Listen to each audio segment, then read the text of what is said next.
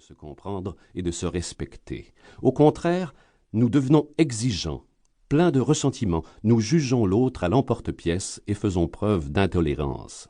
Nous nous demandons alors, mais comment est-il possible d'en arriver là? Pourquoi faut-il en arriver là? Pourquoi ces choses nous arrivent-elles?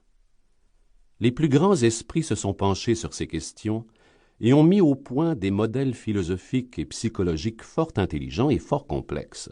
Et pourtant, nous retombons chaque fois dans les mêmes vieilles ornières et l'amour s'évanouit. Bien peu de couples y échappent.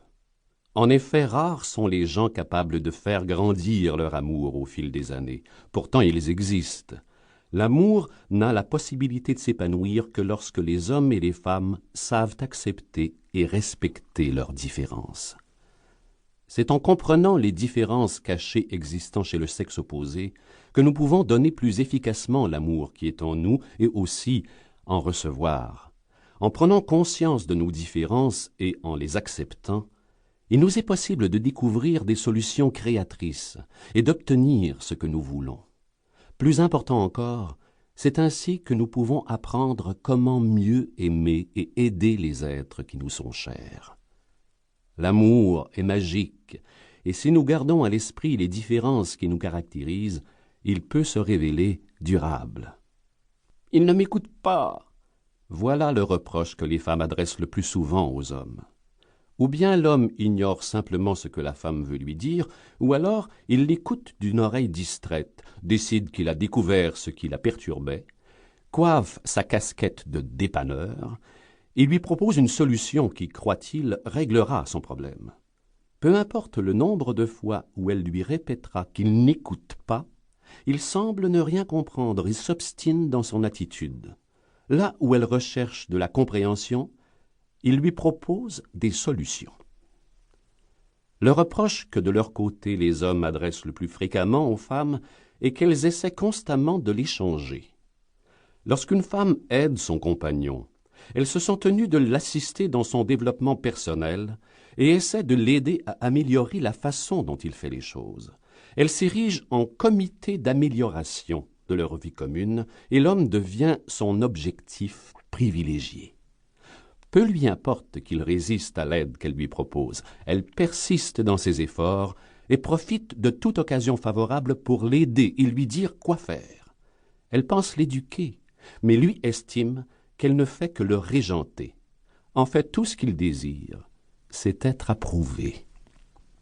Ces deux problèmes peuvent être résolus à condition de comprendre d'abord pourquoi les hommes proposent des solutions et pourquoi les femmes tiennent tant que cela à améliorer les choses. Afin de mieux percevoir la nature profonde de chacun, faisons semblant de remonter le temps et d'observer ce qui se passait sur Mars et sur Vénus avant que les habitants des deux planètes ne se découvrent et ne décident de s'installer sur Terre.